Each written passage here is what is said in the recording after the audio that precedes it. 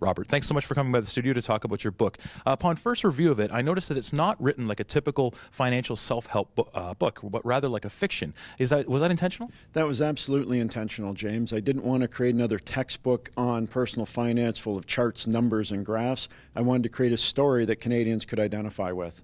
And that story is built around Richard Jarvis. Tell me, who is Richard Jarvis? Richard Jarvis is a fictional character, a component of probably 5 or 6 of the wisest people I've ever met, and I set him as the heart of the story. Now, what made you decide that you really wanted to write this book? Too many people told me that personal finance was confusing, intimidating, it frightened them, and I wanted to show Canadians that with some simple basic things done very well, personal finance doesn't have to be scary at all.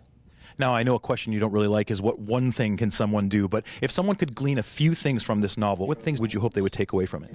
The first thing would be that the 2-letter word no is the most important thing you're probably ever going to learn about personal finance and the ability to use it.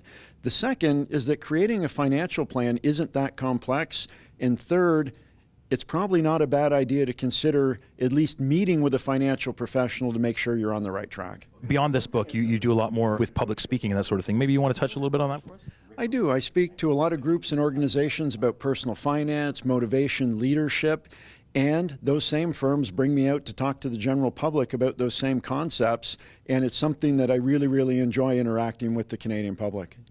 Now, if people want more information, where should they go? Best place to go to get more information would be richasastateofmind.com about the book, or about me and my speaking, robertgignac.com. Perfect. Thank you very much for coming by the studio, Robert.